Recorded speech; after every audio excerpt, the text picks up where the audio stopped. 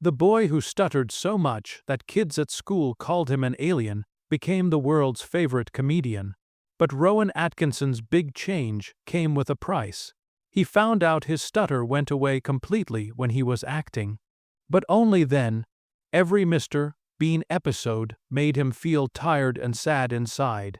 He said the character was exhausting, and he always waited for filming to be over. The man who made millions of people laugh said he felt like he was faking it.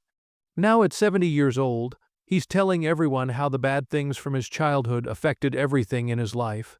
The quiet comedian finally spoke up to share his story. Rowan Sebastian Atkinson was born on January 6, 1955 in Consett, a small town in County Durham, England. He was the youngest of 4 boys, but something sad happened before he was old enough to remember. His oldest brother, Paul, died when he was a baby, leaving just 3 brothers. One of Rowan's brothers, Rodney, later became a person who studies money and almost became the leader of the UK Independence Party in 2000. Growing up on a farm, Rowan lived a very quiet life with lots of rules. But the funny thing is, he would become famous for playing loud, silly characters. When Rowan was about 5 years old, he started stuttering really badly. He couldn't say words smoothly, and it made school really hard. He went to Durham Choristers' School where the bullying was really mean. Canon John Grove, who worked there, remembered Rowan as a shy boy with a rubber-like face and a speech problem. Some of the kids at school even said he looked like an alien. They laughed at the way he talked and the way he looked. And Rowan was alone most of the time. One of the kids at that school was Tony Blair, who would later become Prime Minister. Tony was 2 years younger and remembered how hard things were for Rowan. The bullying was so bad that an article in the Independent newspaper in 2007 talked about it. But something weird happened when Rowan went on stage. His stutter would completely disappear. He could perform without any problems at all. That painful part of his childhood became the secret to his special talent. Even with all the bullying, Rowan was super smart in school. He got amazing grades in his science classes and got into Newcastle University in 1973. When he was just 18, he studied electrical and electronic engineering. People thought he would become a scientist or an engineer, not a comedian. He finished college in 1975 when he was 20 years old. After that, he did what his father did and went to Queen's College, Oxford, to get a master's degree. His degree was about something really complicated called self-tuning control systems. He even started working on a PhD, but didn't finish it. He felt something pulling him towards something different. His teacher, Chris Robson, once said Rowan didn't stand out in class, but the second he went on stage, he became a completely different person. That's when the real change started. While studying at Oxford in 1975, Rowan joined the drama club and a performance group called the Etc. It was during this time that he met a young writer named Richard Curtis. This meeting would change both of their lives forever. Richard saw Rowan perform for the first time at a rehearsal in early 1976. He later said there was a quiet, funny-looking guy standing in the corner. But when Rowan finally performed, Richard was totally amazed. Rowan did a funny scene about driving and a part where he acted things out while talking at the same time. Richard called it pure genius. That same year, in August 1976, Rowan performed with the Oxford Revue at the Edinburgh Festival Fringe. It was his first time performing for a big audience across the country.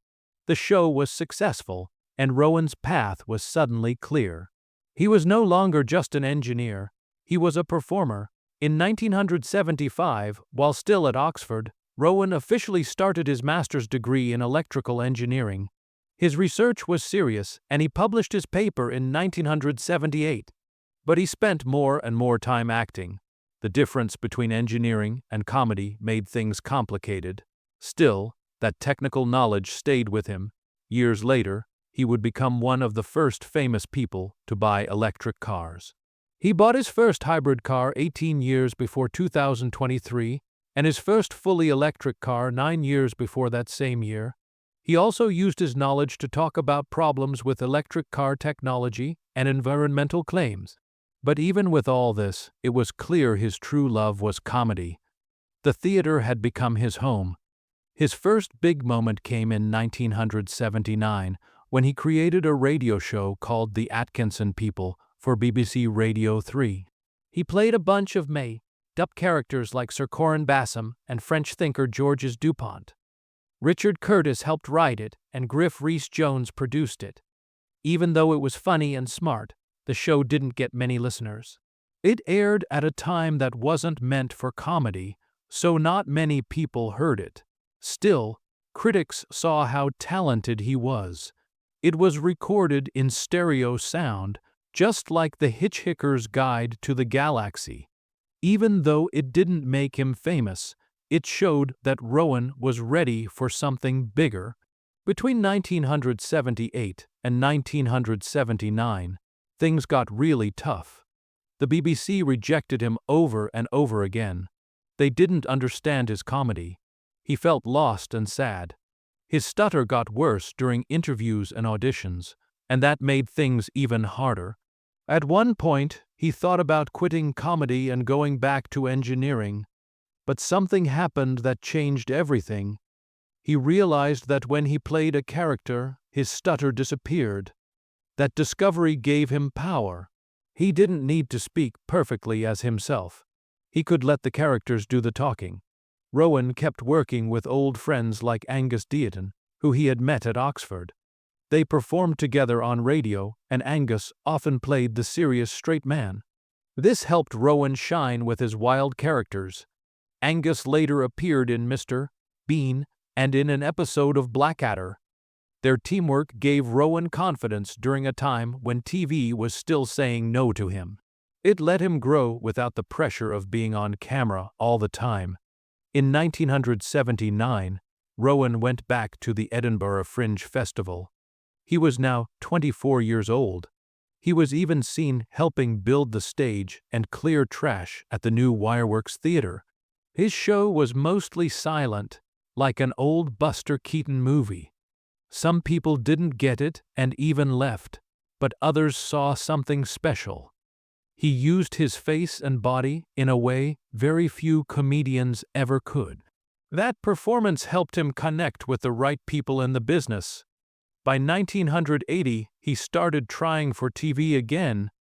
He created a test show called Canned Laughter that aired in 1979. He played multiple roles, including a very early version of Mr.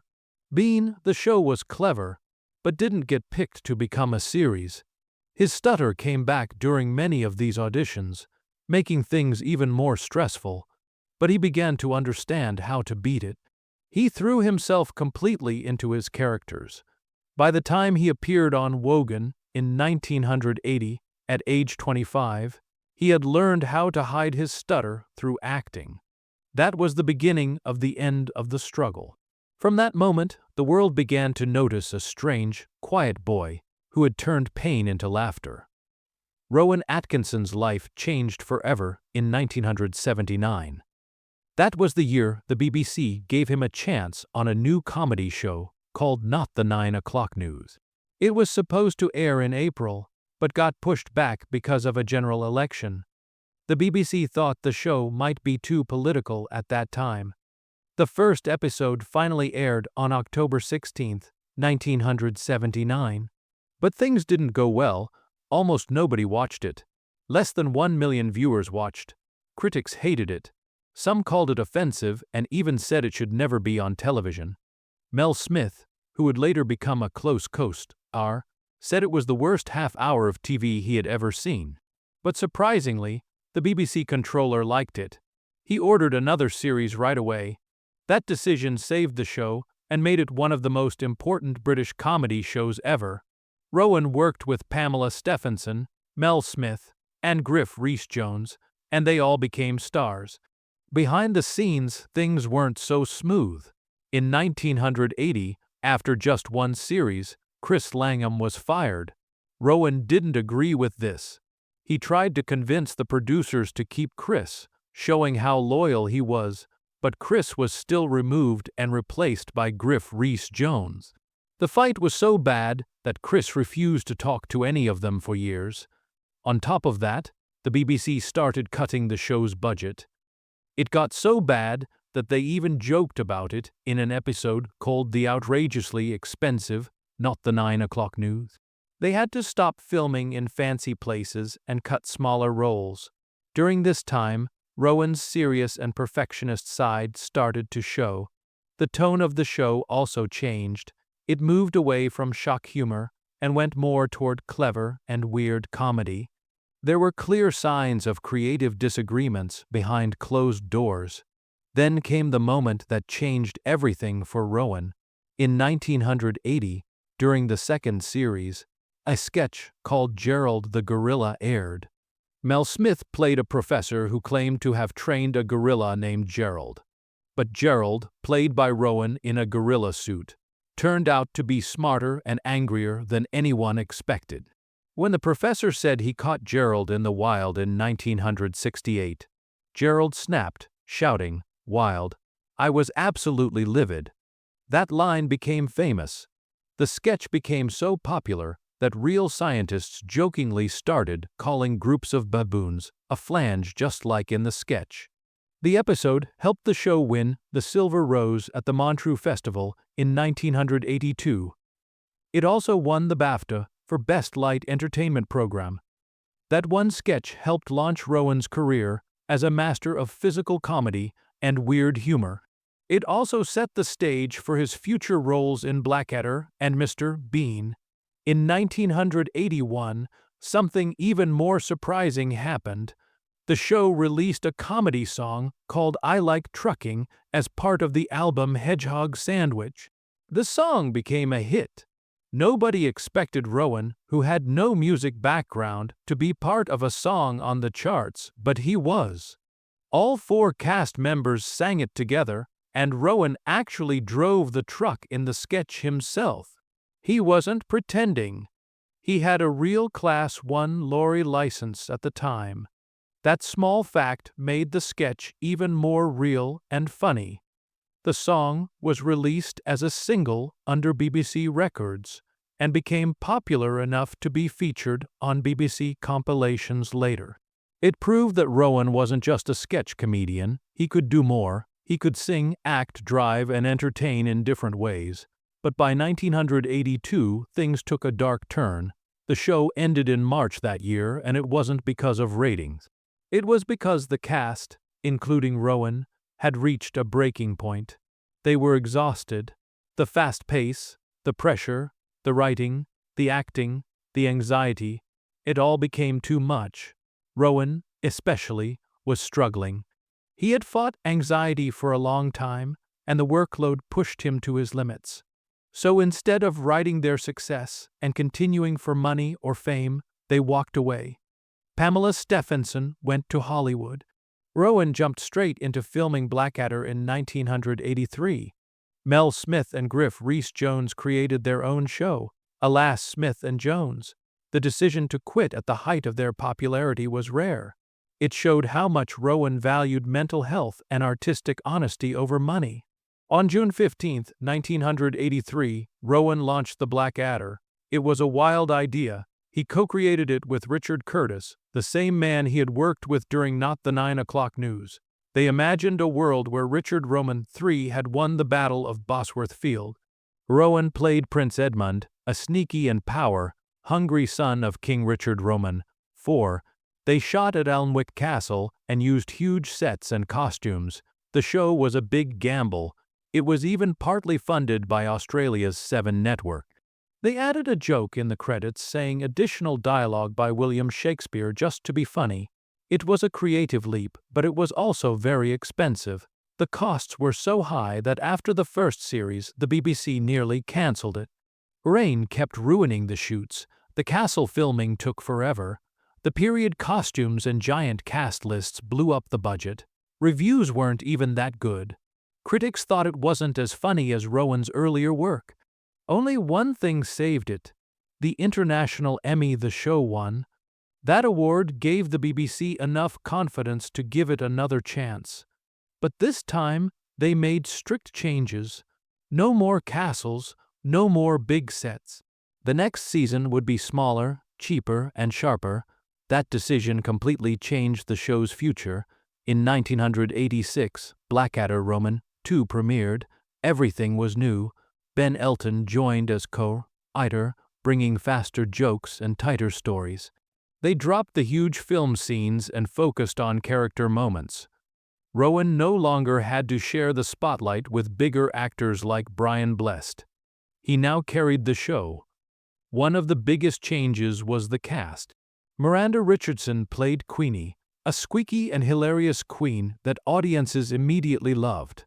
There were legendary guest appearances, too, like Tom Baker as Captain Redbeard Rum, who was unforgettable. Rowan's character, Edmund, became sarcastic and clever, while Baldric, who used to be smart, turned into the lovable idiot fans adored. At first, some fans were upset. A critic even named Rowan Wally of the Week. But over time, public opinion changed. People realized this version was even better. The characters were deeper, the jokes were sharper, and the chemistry was perfect. The final season, Blackadder Goes Forth, aired in 1989 and became something nobody expected. It was set in the trenches of World War I. Rowan played Captain Blackadder, Hugh Laurie was Lieutenant George, and Tony Robinson was Private Baldric. It was funny, but also serious. It showed the pointlessness of war without losing its humor. People were nervous that making jokes about World War I might be disrespectful, but it wasn't. It was powerful. It won Best Comedy Series at the 1990 BAFTAs. Rowan also won Best Light Entertainment Performance. In 2000, the show was ranked 16th on the British Film Institute's list of best British shows ever, and in 2004, it was voted second in a BBC poll for Britain's best sitcom with over 282,000 votes. The final scene, where the soldiers charge into no man's land in slow motion, became one of the most emotional endings in television history. Behind the scenes, the cast worked like a family. Rowan, Hugh Laurie, and Stephen Fry often made things up as they went. They trusted each other. Rowan once said this was the least stressful project of his career because the pressure wasn't just on him. Everyone carried it together. Their chemistry made magic. Many of the made-up lines stayed in the final episodes. Rowan later said that what they had in the 1980s couldn't be created again. That was a special time. Then came Mr. Bean. The first episode aired on January 1, 1990, and it was watched by 45 million people. Rowan had created the character years earlier while studying at Oxford. He barely spoke as Mr. Bean, which made it perfect for audiences around the world. The show was sold in 245 countries. One episode, The Trouble with Mr. Bean, was watched by 74 million people. It became one of the most popular comedy shows in the world. People didn't need to understand English to laugh. The physical comedy worked for everyone, but behind all that laughter was something darker. Rowan was suffering. He admitted he didn't enjoy playing Mr. Bean. It was stressful, it drained him. He said the responsibility felt heavy and that he often looked forward to the end. Since the character barely talked, Rowan had to show everything with his body and face. That took an emotional toll. What the world saw as simple comedy was actually a painful performance for the man behind it. In 1997, Mr. Bean made it to the big screen. The movie Bean made over $251 million worldwide. Of that, more than $245 million came from international markets. In Australia, it opened at number 1 with $3.1 million. In the UK, it broke opening records by making $9.25 million. In Germany, it earned over 12 million Deutschmarks in its first weekend. It became the fastest UK movie to reach $100 million, even before releasing in the United States. But all that success only made Rowan feel more tired. He was already struggling with the character, and now the world wanted more of it. In 2002, he found a solution. He started Mr. Bean, the animated series. It began on March 2nd and ran until November 1st, 2004. The show had 52 episodes. This format was a relief. Rowan only had to do the voice. No more exhausting physical work. The show became popular with children and moved to CTV. It introduced new characters and stayed true to the original. The animated version kept Mr. Bean alive without hurting Rowan's health. The series kept running, and by 2024, it was still being made. In 2012, Rowan brought Mr. Bean back for one more live performance during the London Olympics. He acted out a comedy bit during Chariots of Fire and 26.9 million people in the UK watched it. Around the world, 900 million people saw it. It was one of the most tweeted moments of the night, but the performance took a big toll on Rowan. It left him drained for weeks. Many people now see that moment as his last major appearance as Mr. Bean in full physical form. Even outside of Mr. Bean and Blackadder, Rowan kept surprising people. In 1994, he played a nervous priest in 4 weddings and a funeral. The movie was made for just $3 million and shot in 6 weeks. It made $245.7 million. His wedding scene, where he messes up the vows, became iconic. That small role helped shape his next big character. In 2003, he starred in Johnny English, a spy parody. It made $160 million worldwide on a $40 million budget. It started from his old Barclaycard ads. He performed action scenes, dance routines, and physical comedy. The success led to a sequel, Johnny English Reborn, in 2011. It had a $45 million budget, though it only made $3 million in the US. International audiences loved it. In 2018, Johnny English Strikes Again hit theaters. The story involved a cyber attack and digital surveillance. Rowan used his real engineering background from Oxford to bring depth to the role. The film balanced old-school spy fun with modern tech fears, connecting with audiences worried about online safety. In 2005, Rowan tried something different with Keeping Mum. He played a pastor dealing with family problems. The movie didn't do well. Critics and viewers didn't respond. It was too dark for some and too odd for others. The failure made Rowan step back from film. He took 2 years off to focus on live shows and television before coming back strong with Johnny English Reborn. Rowan Atkinson first met Sunitra Sastry in the late 1980s. She was a makeup artist working on the BBC series Blackadder. Rowan actually switched makeup artists just so he could talk to her. That made his co-star Stephen Fry quietly disappointed because he had also wanted to ask her out. But Rowan got there first. They fell in love and got married on February 5, 1990 at the Russian Tea Room in New York. Stephen Fry was his best man. They had 2 children together. Their daughter Lily was born in 1993, and their son Benjamin in 1995. For 24 years, they stayed together, but everything changed in 2014. That year, Rowan and Sunitra separated. The divorce became final in November 2015. In court, Sunitra said Rowan was behaving unreasonably. At the same time, Rowan had quietly started seeing another woman, Louise Ford, who was much younger. The media exploded with headlines, and Sunitra was heartbroken to be replaced by someone so young. One terrifying moment in Rowan's life happened in March 2001. He was flying with his family in Kenya when their private pilot suddenly fainted in midair. Rowan had never flown a plane before, but he grabbed the controls and managed to keep the aircraft steady. He held on until the pilot woke up and safely landed the plane in Nairobi. Rowan was 46 years old at the time. That moment showed something people never expected from the man who played Mr. Bean. In real life, he stayed calm and saved everyone. He doesn't talk much about the emotional scars it left, but that flight could have ended in tragedy if he hadn't acted fast. In October 2012, Rowan gave a speech in Parliament that surprised a lot of people. It was about freedom of speech. He spoke for 9 minutes, defending the right to say things even if others find them insulting. He said too many things are called offensive, and that people should be allowed to speak freely. That speech went viral, getting over 140,000 views in just a few days. But not everyone agreed with him.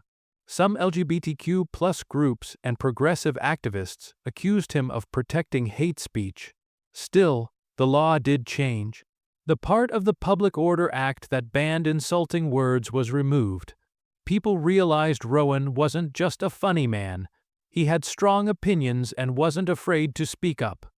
In 2013, while acting in a play called Quartermain's Terms, Rowan began a new relationship.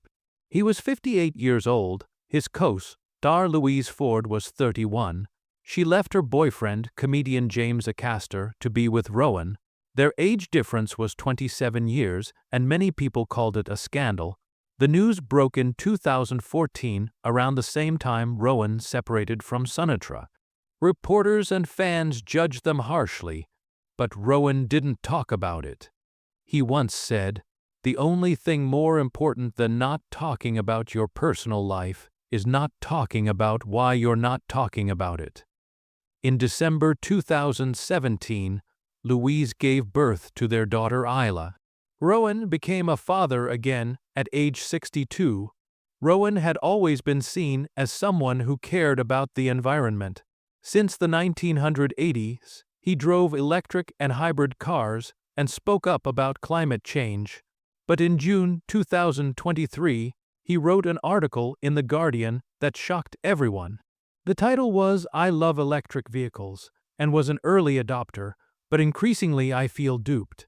In the article, he said electric vehicles actually cause 70% more greenhouse gas emissions during production than normal cars. He criticized the batteries used in EV. That article made headlines across conservative media like Fox Business. Environmental scientists were angry and said his claims were misleading. Then it came out that Rowan owned a huge collection of supercars, including rare McLarens and Aston Martins. Parliament even blamed his article for slowing down EV sales across the UK. His critics said he helped fossil fuel companies even while enjoying a very high carbon lifestyle. When Disney offered him the role of Zazu in The Lion King in 1994, Rowan didn't want to do it. He said he had never liked voice work, but he agreed anyway, and his voice became one of the film's most memorable parts. The Lion King earned $968.5 million around the world. It became Disney's highest-grossing hand-drawn film. Even though he didn't do the singing voice, his Zazu performance was a big hit. He didn't return for the 2019 remake, which still made $1.6 billion. Fans missed him. It was one of those strange moments where something he didn't want to do became one of the biggest wins of his career. In 2018, Rowan appeared on The Graham Norton Show and made a shocking confession. He said filming was very difficult and exhausting. He felt like nothing he did was ever good enough. Back in 2012, he had already told The Telegraph he wanted to retire. Mr. Bean, he said, watching someone in their 50s act childlike could feel a little sad. But in 2016, he changed his mind and said he would never retire the character. Then in 2018, he changed again and said Mr. Bean was unlikely to return, but added, "You must never say never." Fans were confused, but it showed just how hard it was for him to let go of the character that made him famous. Mr. Bean brought joy to millions, but for Rowan, it also came with pressure and burnout. In 2022, Rowan returned to physical comedy with a show called Man vs. Bee on Netflix. He played Trevor, a house-sitter trying to get rid of a single bee. Each of the 9 episodes lasted between 10 and 20 minutes. It looked like fun, but filming was hard on him. Rowan was 67 years old and doing stunts similar to his Mr. Bean days. He said during a previous movie, Mr. Bean's Holiday, even a bike scene left him completely exhausted. He admitted he wasn't athletic and never had been. Man vs. Bee was a return to the old style, but also a reminder that his body could no longer handle the same level of physical comedy. On January 6, 2025, Rowan turned 70. He was born in Newcastle upon Tyne and had been making people laugh for over 45 years. His birthday led to a lot of talk online. Fans posted their favorite clips and wished him well, but many also wondered if he would retire soon. Rowan himself had said before that it gets harder to do physical comedy as you age. He seemed more open to slowing down. Some felt it was the right time to say goodbye to Mr. Bean once and for all. By September 2025, the official Mr. Bean YouTube channel had over 12.011 billion views and 35.1 million subscribers. It made between $77,000 and $232,000 every month. Every day it got 1.5 to 2.3 million views. The character had fans everywhere from Tokyo to Mumbai to Sao Paulo. Even comedians like Sacha Baron Cohen said Mr. Bean's style influenced them. Comedy schools now teach something called the Atkinson method. It was simple, silent comedy that worked in every language. People began calling Rowan the 21st century Charlie Chaplin. He became more than a British actor. He became a global icon. In September 2024, a fan theory about Mr. Bean finally got confirmed. For years, people believed he was actually an alien.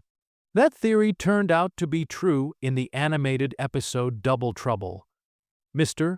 Bean meets clones of himself inside a spaceship.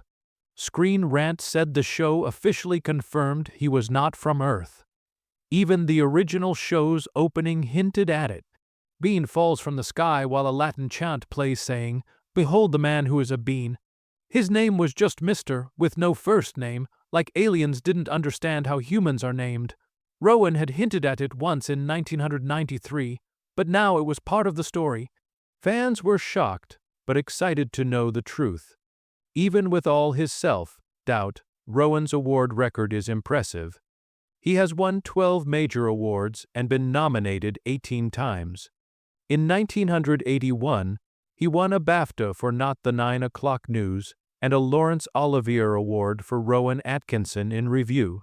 In 1990, he won Best Light Entertainment Performance for Blackadder Goes Forth.